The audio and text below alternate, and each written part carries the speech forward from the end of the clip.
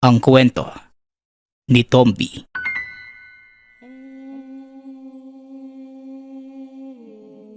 Ang kwentong ito ay hango sa totoong buhay. Mula ito sa isa nating tagapakinig. Naitago na lang natin sa pangalang Simeon. Taong 1972. Lalawigan ng Karkar.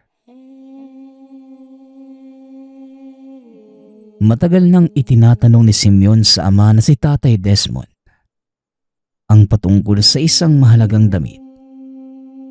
Palagi itong tinatago ng ama at hindi pwedeng mahawakan ng iba. Dagdag pa doon, ni hindi man lamang niya alam kung ano, kanino o sino ba ang nagmamay-ari ng damit. Naroon lang ito nakatago sa isang ilalim ng tahanan. Sa lahat na napagluma ang gamit ng ama. Para kay Simeon, yun ang pinakamahalagang bagay kay Tatay Desmond. Minsan napapaisip si Simeon na baka galing ito sa dating asawang matagal nang yumao. Pero wala namang nabanggit ang ina na si Nanay Sita na merong unang asawa ang ama. Palagi niyang nakikita si Tatay Desmond sa ilalim habang hawak-hawak ang damit. Kapag nilalapitan naman niya ito, mabilis naman yung binabalik sa kahon. Kaya ganun na lamang ang pagkabagabag ng isip ni Simeon at nais talagang malaman ang lihim na nakatago sa damit. Tay, kanino po ba talaga yan? Tsaka, pwede po ba? Kahit makita ko man lang sana o malapitan, hindi ko naman po hahawakan eh. Wika ni Simeon. Anak, ilang beses ko bang sasabihin na hindi pwede? Pagdating na lang siguro ng araw. Tugon ni Tatay Desmond. Ang weirdo mo naman po tay. Ano po bang ibig sabihin yan? Pagdating ng araw, pag wala na kayo, pati si nanay tinatanong ko hindi naman sumasagot. Ano bang masamang mangyayari tay kapag hinawakan ko yan? Kahit makita ko man lang sa malapitan kung anong itsura, hindi din pwede. Alam mo anak, hindi naman talaga damit ito. Isa itong balabal. O edi alam mo na, ilarawan mo na lang sa isip mo kung anong itsura. Tsaka bakit ba gustong gusto mong malaman kung ano ito? Para kang tsismosong kapitbahay ah. Kalalaking tao mo pa naman. Wika ni Tatay Desmond. Pinili na lamang noon ni Simeon na hindi na magsalita. Naiisip ng binata na palihim na lamang niya itong kukunin. Total alam naman niya ang araw kung kailan wala ang mga magulang. Tuwing Linggo at Miyerkules, abala ang mga magulang sa tabo doon sa merkado. Negosyo ng pamilya ang litsyong baboy at chicharon. Pagsapit ng araw na inaabangan ni Simeon, alam naman niya kung saan nakatago ang susi. Kinuha niya yon at kagad na pumunta sa silid sa ibaba. Pagkapasok sa loob, dali-dali niyang hinanap ang kahon ngunit laking pagtataka nang hindi niya ito makita. Wala siyang nakita kahit sa ang sulok ng silid. Nadismaya si Simeon at kagad naisip na baka inilipat ito ng ama sa ibang lagayan. Hanggang sa isang hapon, bumisita ang tiyuhin niyang si Orolpo. Nagtaka si Simeon dahil tila may pinag-uusapang maselan ang ama at tiyuhin. Pasimpleng lumapit si Simeon. Ngunit bigla na lamang natahimik ang dalawa. Halata sa mga kilos na may nililihim. Maya-maya lang magkasama na si Tatay Desmond at Tiyo Orolpo. Sa ilalim ng tahanan, nagsara ng pinto. Sa sobrang pagkasabik ni Simeon na malaman ang lahat, inilapit ng binata ang tenga sa dingding upang marinig ang pinag-uusapan sa loob. Tama lang na nasa pangangalaga mo yan. Ibabalik ko din bukas ng gabi. Kailangan lang talagang puksain tong salot sa lugar namin, kuya. Wika ng tiyuhin. Ayun pa ba yung mga standby na kawatan? Tanong ng ama. Oo Noong isang araw, nabalitaan ko may ginahasang estudyante. Hindi naman matukoy kung sino ang salarin. Nakatabon daw yung mukha Pero malakas ang kutob ko na ang mga salot na yon ang gumahasa. Yun lang naman ang matatapang sa lugar natin Tugon ni Tio Orolpo. Maraming katanungan sa isip ng binata. Ano ba ang hinihiram ng tiyuhin at isasauli din bukas? Dagdag pa dyan ang mga katagang puksain. Hindi kaya baril? Wika ni Simeon sa sarili. Hoy. Anong ginagawa mo dyan? Usisero ka talagang bata ka. Kapag nalaman niya ng tatay mo, naku ka. Siguradong malilintikan ka na naman. Umalis ka nga dyan. Ugaling kali ka anak ha. Yan ba ang tinuro namin sa'yo? Puna ni Nanay Sitang. Napangiti na lamang si Simeon dahil sa hiya. Dumiretso sa kusina at kunwari ay may pinagkakabalahan. Paglabas ng tiyuhin sa silid, sinundan ito ng tingin ni Simeon. May bitbit itong tela na nakapulupot sa kamay. Habang palabas ng tahanan, ngumiti si Tio Orolpo at kinawayan si Simeon. Alis na nga pala ako, pamangkin. Magpapakabait ka rito ha. Pilyo ka daw kasi sabi ng tatay mo. Wika ng tiyuhin. Habang si Tatay Desmond naman, kalmado lang na tila walang nangyari. Hindi man lamang makikitaan ng pag-aalala sa muka. Nang malingat si Tatay Desmond, sumimple ng silip si Simeon doon sa silid upang alamin kung naroon ba ang kahon. Nakita ito ng binata. Nakapatong sa muebles at bukas ang takip. Paglapit sa bintana ay wala ng laman ng kahon. Mabilis na tumakbo si Simeon palabas ng tahanan. Hinabol ng tanaw ang tiyuhin. Sa kadahilan ng baka ang pinakaiingatang balabal ng ama. Ito ang nakapulupot sa kamay ng tiyuhin. Malayo na ang kinaroroonan ni Tio Orolpo nang makita ito ni Simeon. Binabaybay ang gilid ng kalsada. Lumihis ng daan papunta sa palayan. Sinundan naman ito ng binata. Nakikita niya ang mabilis na paglalakad ng tiyuhin sa pilapil. Pagkarating sa kabila, saka pa lamang siya kumilos. Sumunod si Simeon hanggang sa makarating sa kabilang baryo. Dito niya napansin ang tiyuhin na tila may inoobserbahan sa lugar. Umupo ito sa isang tabi na tila sobrang agresibo. Nakahawak sa bulsa at mukhang kahit anong oras may bubunuting armas. Hapon na ng mga sandaling yon. Palubog na ang araw. Kaya nagdadalawang isip si Simeon kung susunod pa ba kay Tio Orolpo kung sakaling maglakad itong muli. Ngunit nanaig ang pagnanais ng binatang malaman ang lahat. Kaya matyaga siyang nag-antay. Maya-maya lang, nang tuluyan ng dumilim, tumayo na ang tiyuhin habang yung telang nakapulupot sa kamay inilipat sa magkabilang balikat at pinaikot sa leeg. Dito mas naging malinaw kay Simeon ang itsura ng balabal na pinakatago-tago ng ama.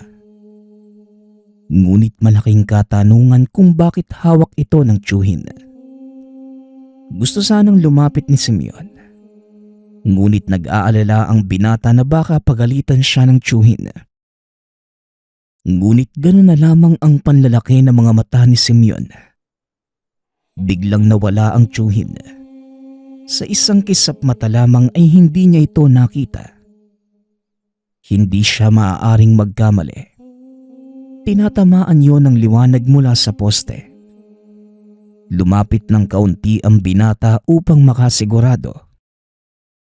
Ngunit nagtayuan na ang balahibo ni Simeon nang maramdaman na tila may naglalakad sa likuran. Naririnig ng binata ang mga yapak na mga paa sa damo at tuyong dahon habang nakasunod sa kanya. Hanggang sa may kumalabit kay Simeon at halos maihi siya dahil sa sobrang takot. Pagkalingon niya sa likod, nakita niya ang tiyuhing nakasimangot ang mukha habang bitbit ang itak. Diyos ko po, ikaw lang pala tiyo. Ginulat niyo naman po ako eh. Wika ni Simeon. Lintig ka. Ako nga dapat ang magtanong kung bakit ka nandito eh. Ikaw lang pala. Akala ko naman kung sinong sumusunod sa akin eh. Kamunti kang pakitang mapatay eh. Ano bang ginagawa mo? Sinusundan mo ako no? Tugon ni Tio Orolpo. Hindi kaagad nakapagsalita ang binata at nag-iisip ng pwedeng mairason. Bukod pa dyan, hindi mawala sa pakiramdam niya ang takot. Pasensya na po Tio kung sinundan kita ha. Gusto ko lang naman pong malaman kung ano yung nililihim sa akin ni tatay. Hindi ko nga po alam kung bakit hawak niya yan eh. Samantalang sa akin, sobrang higpit ni tatay. Wika ni Simeon. Jesus Maria Joseph. Hindi mo pa pala alam ang patungkol dito. Siguro hindi pa napapanahon. Wala pang tiwala ang mga magulang mo sa'yo. Ang tawag dito sa isang to, balabal ng santong anghel na si Mikael. Noong nagkaroon ng milagro matagal na panahon na ang nakalilipas. Isa sa mga ninuno natin ang kumuha ng balabal na ito sa kumbento. Siya din ang nakatuklas ng milagrong dala ng gamit na ito. Pagpapaliwanag ni Tio Orolpo. Nagtanong si Simeon sa kung anong milagro ang nangyari.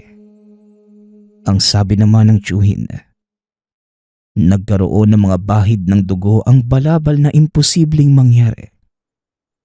Maraming tilamsik ng dugo na tila galing sa pakikidigma. At ang mga dugong yun, narito pa rin sa balabal. Hindi na nilabhan upang manatiling buhay ang himala. Dagdag ng tiyuhin. Bakit po? Narinig ko po yung pag-uusap niyo ni tatay kanina. May pupuksain po kayong salot. Totoo po ba yun, Tiyo? Tsaka, ano namang koneksyon niyan sa balabal? Tanong ni Simeon. Mahirap ipaliwanag pamangkin. Tsaka hindi ka maniniwala kung walang pruweba. Sumama ka sa akin nang malaman mo kung bakit. Basta, wag na wag ka lang lalapit sa oras na may kinakaharap akong sitwasyon. Manood ka lang. At isa pa, wag na wag mong sasabihin sa tatay mo ang mga matutuklasan mo ngayong gabi. Siguradong lagot ako nito kapag nalaman niya eh. Maliwanag ba? Tugon ni Tio Orolpo. Alinsunod sa mga payo ng tiyuhin. Napatango na lamang si Simeon at wala nang sinabi pa. Nakasunod lamang ang binata sa tiyuhin at pumunta sila sa merkado. Nang mga sandaling yon, bihira na lang ang tao sa lugar. Kadalasang makikita ay mga tambay na lang na nangaharang ng mga tao. Naupo sila sa tapat ng simbahan. Sinabi ng tiyuhin na may inaantay siyang magpakita.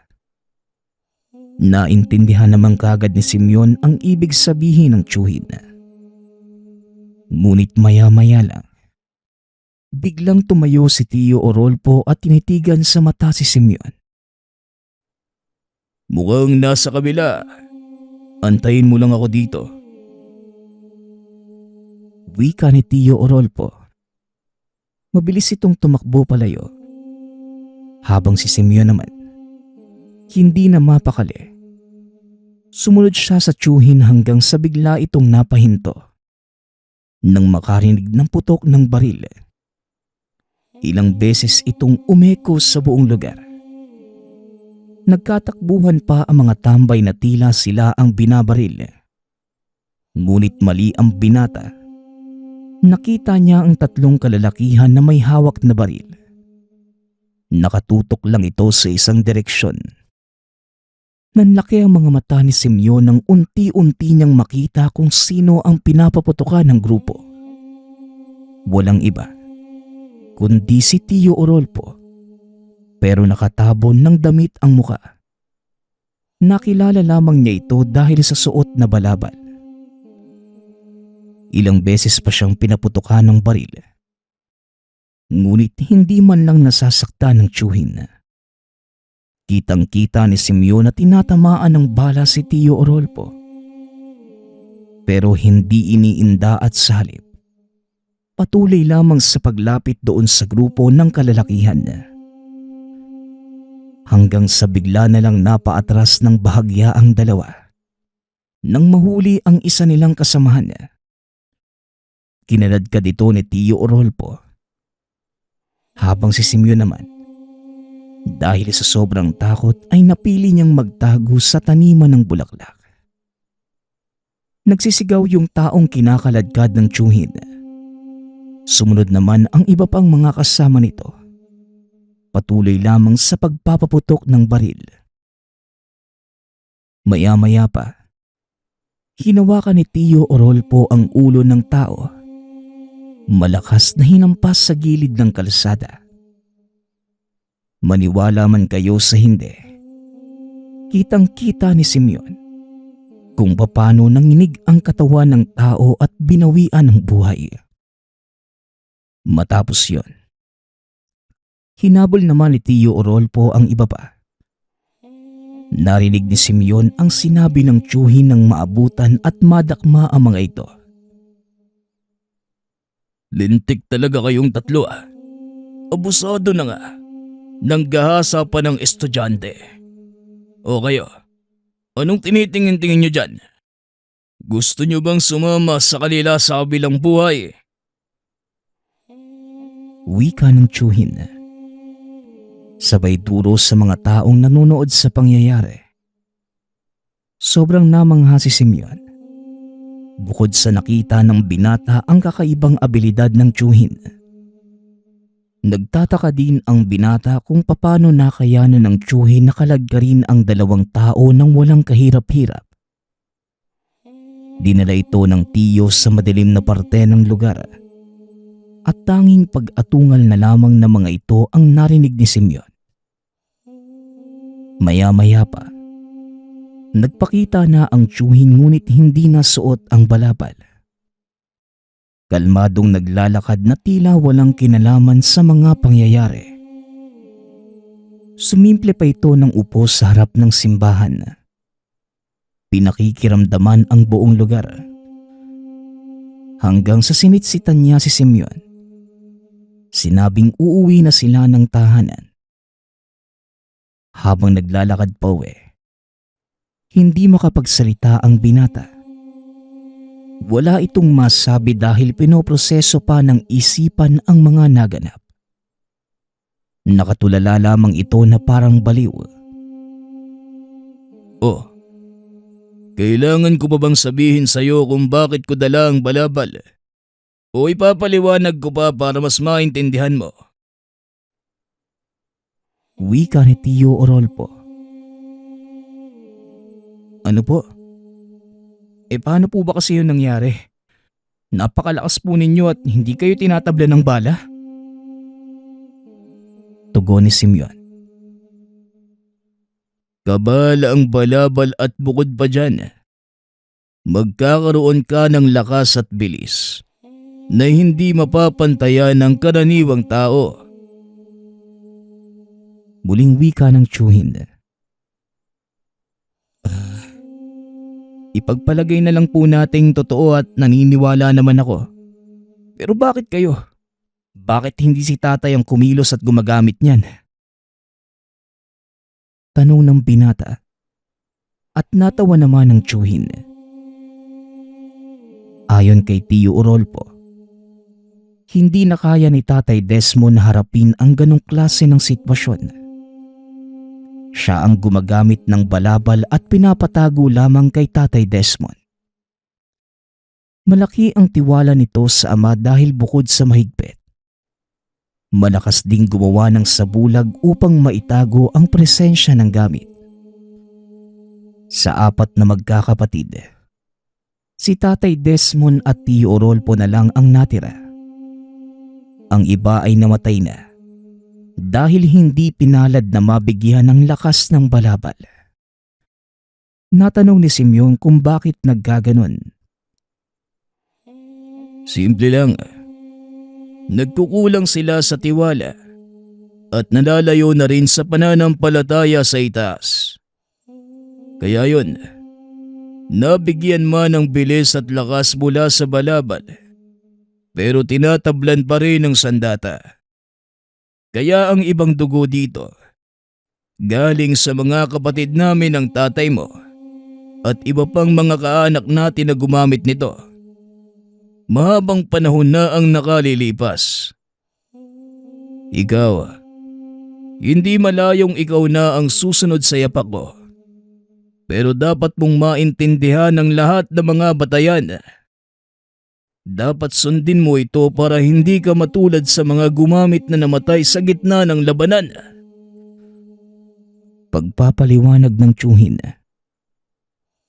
Habang naglalakad, bigla na lamang napahinto ng lakad si Tiyo Orolpo. Nalabis namang ipinagtaka ni Simeon.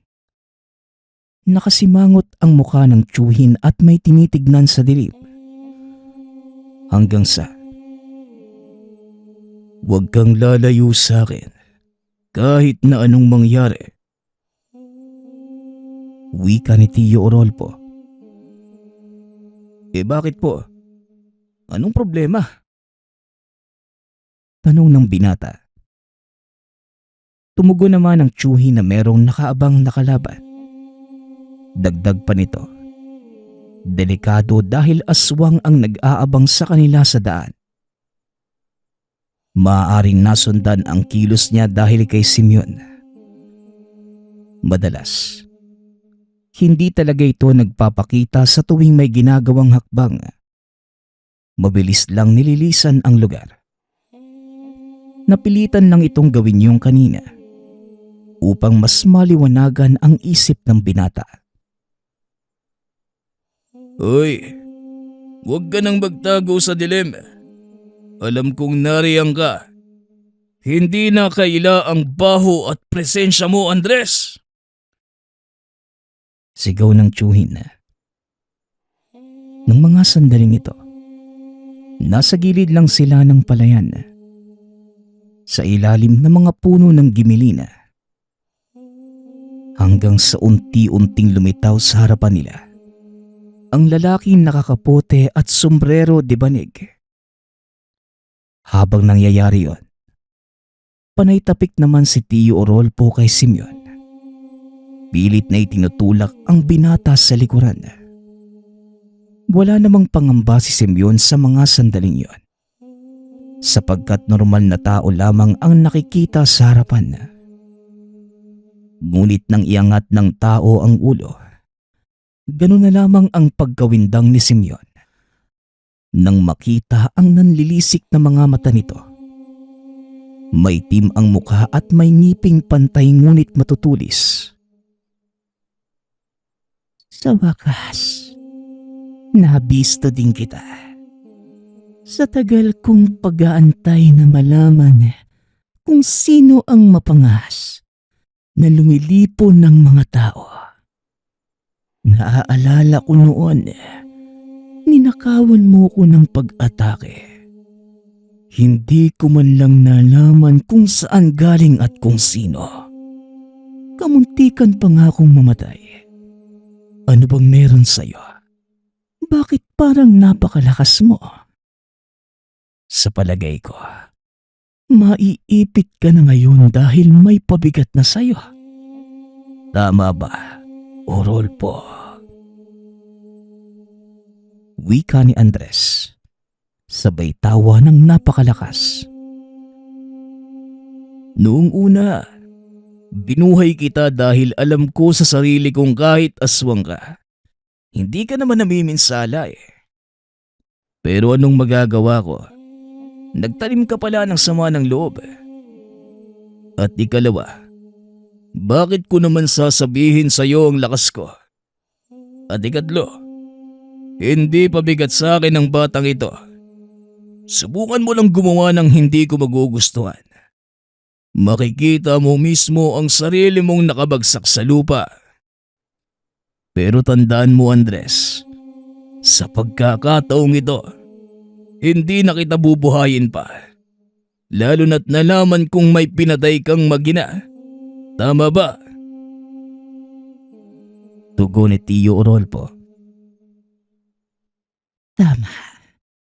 At gusto ko ding mapatunayan kung hindi ba sagabal ang binatang yan. Tignan natin ang kahinaan mo. Muling wika ni Andres, sabay sunggab kay Simeon. Mabilis na hinatak ni Tio Rodolfo ang kamay ng binata. Inihagis papunta sa palayan. Kaagad namang sumunod ang aswang kay Simeon. Nataranta si Tio Rodolfo. Kahit anong pagtatago, hindi niya maitatangging pabigat nga si Simeon. Lalo pat ito ang punteriya ng aswang. Ngunit kahit ganon, lamang pa rin sa bilis si Tio Rodolfo. Naaabutan niya ang aswang. Nakipagpalitan ito ng pag-atake sa putikan. At kitang-kita ni Simeon ang buong pangyayari. Sa tuwing lalapit sa kanya ang aswang, hinahatak yon ng tiyuhin palayo. At habang nangyayari yon, panay abiso sa kanya ang tiyuhin na tumakbo. Pero nanatili ang binata doon sa lugar. Hindi gumagalaw at nakatulala habang nanonood sa labanan. Ilang sandali pa, biglang umatungal ang aswang at nakita ni Simeon na paulit-ulit itong pinagsusuntok ng tiyuhin sa muka. Sabay bunot sa nakasuksok na itak at tinarak sa dibdib ng aswang. Mabilis na bumalikwas si Tio Rodolfo. Nagmungkahi kay Simeon na umalis na sila sa lugar at baka may iba pang makakita. Dito pa lamang nagkamalay si Simeon. At nang makauwi sa tahanan, hindi nagdalawang isip si Tio Rodolfo na ipagtapat kay Tatay Desmond ang lahat. Ang buong akala noon ni Simeon ay papagalitan siya ng ama. Pero hindi. Sa halip ay niyakap siya nito. Nagpasalamat pa kay Tio Rodolfo. Nung una, papagalitan ko pa sana at baka maibitay ko pa sa loob ng sako. Pero naisip kong hindi na. Paano na lang kung nasawi ang anak ko? Ngayon, Simeon, siguro naman naliwanagan na ang pag-iisip mo. Ang sakin lang anak, dapat mapagkakatiwalaan kita. Lahat ng alam mo patungkol sa balabal. Kahit sino at kahit gaano pa kalapit sa iyo, wag na wag mong ipagsasabi. Magiging banta ang pagkabunyag ng gamit sa buhay natin. Naiintindihan mo ba, anak? Pangaral ni Tatay Desmond. Napatango na lamang ang binata bilang pagsang-ayon. Dagdag pa ng ama. Kasama na si Simeon sa pagtatago ng balabal, pag-iingat at pagpapahalaga sa gamit.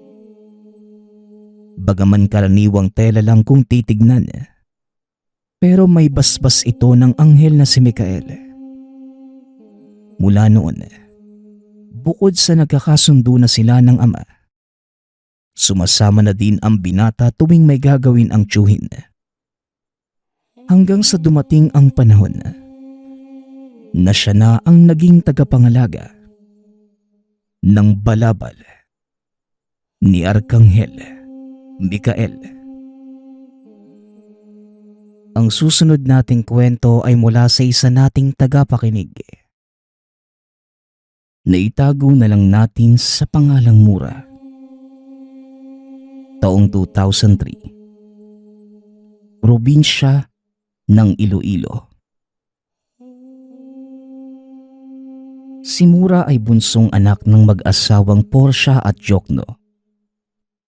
4 silang magkakapatid. Tanging si Mura ang hindi man lang nakapagtapos ng elementarya. Hindi dahil sa kasalatan sa pera, kundi dahil sa kondisyon nito. Maayos namang bata subalit utal itong magsalita at hindi kayang maituwid ang sinasabi. Tatay, hindi ako runong basa, pero runong bilang. Ito pera ko. Wika ni Mura. Ayos lang yan, anak. Kahit hindi ka marunong magbasa, ang importante hindi ka maluloko sa pera. Tandaan mo, marami nang hindi nakakabasa pero maalam pagdating sa numero. Ay nako, paano ba naman? Ikaw ang nagturo dyan maging utal. Ayan na sana yung anak mo. Hindi na nagsalita ng tuwid. Pero hindi bale anak. May panahon pa para mahila natin yung dila mo. Sa ngayon, kung ayaw mo na talagang mag-aral, tulungan mo na lang kami ng tatay mo maglako ng mga isda ano. Dagdag ng ina. Huwag kayo alala. Ako tulong. Di ba nanay may lako kayo bukas? Ako iwan nyo lang dun sa may gilingan bigas. Marami tao dun lagi eh. Tugon ni Mura. Nasanay na ito na maglako ng mga isda. Yung tipong naglalakad dala ang balde na puno ng isda. Magpapaiwan sa isang baryo at iikot sa mga kabahayan para magbenta. Isang araw, tanghali na ng mga oras na yon.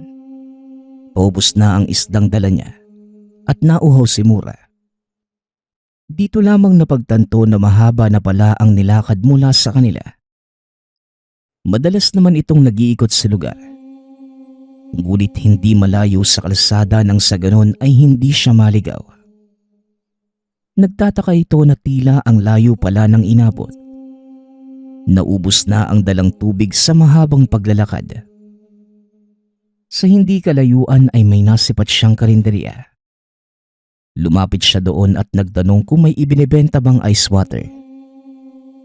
Tumingin ang tindera sa kanya na tila galit dahil magkasalubong ang mga kilay. Iha, wala kaming binibentang tubig. Pero kung gusto mo, bibigyan kita ng libre. Wika ng ale. Nakakahiya naman po. Pero sobrang uho ko na po talaga eh. Layo pa po lakad ko. Tugon ni Mura. Ganun pa. O siya sandali at kukunan kita. O baka nagugutom ka. Halika't pumasok ka muna sa loob. Muling wika ng ale. Mag-aalauna ng hapon at hinimas niya ang tiyan na tila natatakam sa nakahain sa tindahan. Nagbukas ang ale ng isang lagayan at bigla niyang naamoy ang napakasarap na ngayon lamang matitikman. Dala ng gutom ay nagpa siya itong bumili. Walang tanong-tanong. Basta na lang kumain ang dalaga. Hindi niya napapansin na lahat ng naroon na tigil sa pagkain habang pinagmamasdan siya. Hanggang sa naubos ni Mura ang lahat ng inihain sa kanya. Gusto mo pa ba? Sige lang, kumain ka lang. Huwag mo nang bayaran. Alam kong gutom na gutom ka. Heto na rin ang tubig mo at uminom ka muna. Wika ng Ale. Salamat po. Busog na po ako. Ang sarap po ng pagkain. Tugon ni Mura. Oh, siya sige. Heto't may binalot pa ako para sa'yo. Nakita kong nagustuhan mo ang luto ko eh. Libre na ito. Huwag kang mag-alala. Muling wika ng Ale.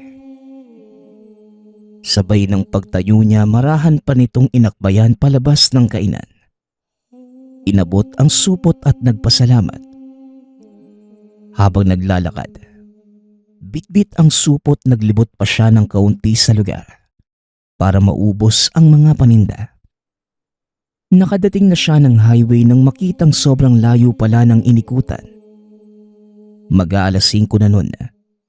Sumakay na lamang siya ng jeep papuntang palengke.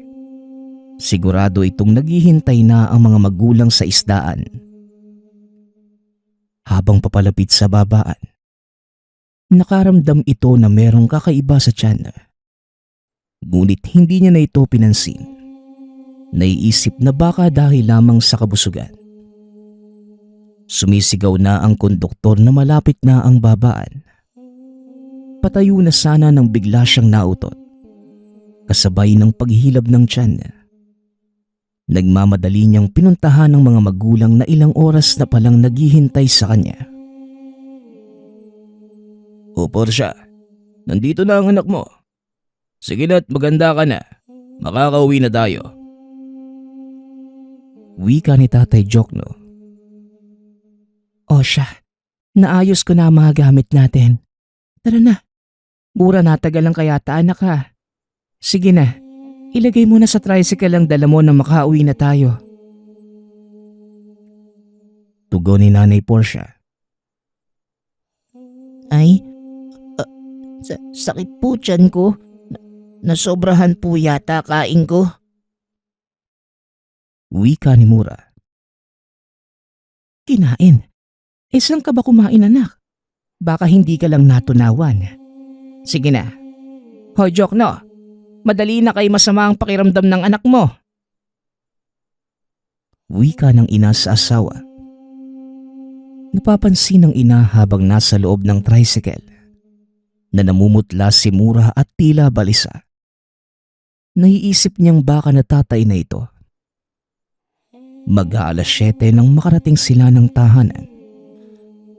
Sila lamang ang nasa tahanan dahil ang tatlong kapatid ay nasa syudad na. Naninirahan doon dahil malayong universidad ang pinapasukan na at umuwi na lamang tuwing Sabado. Hanggang sa nagmamadaling binuksan ng ama ang pinto. Ay, bilis po. Sobra sakit na talaga tiyan ko. Pagmamadali ni Mura. Ito na anak, minamadali na. Paano ka ba? Ano bang kinain mo kanina? Tanong ng ama. Kanin po at dinuguan. Napadami po yata ang kain ko eh. Libre po kasi yun ng Ali. Pinakain niya ako sa kainan niya eh. Ito po oh, may balot siya. Baka gutom daw ako sa daan. Tugon ni Mura. O siya, sige anak. Magpalit ka na makapagpahinga. Alam kong pagod ka na. Kami na ng tatay mo ang bahalang magligpit. Wika ni Nanay Portia. Nauna na itong gumayak sa kwarto nang may biglang gumalaw sa kanyang tiyan. Namilipit ito ng sobrang sakit at tinatawag ang mga magulang. Nagmamadali namang pumasok ang ina sa silid. Nakita ang anak sa ganong kalagayan. Natataranta ito at hindi alam kung ano ang gagawin. Inayos niya ang higa ng anak.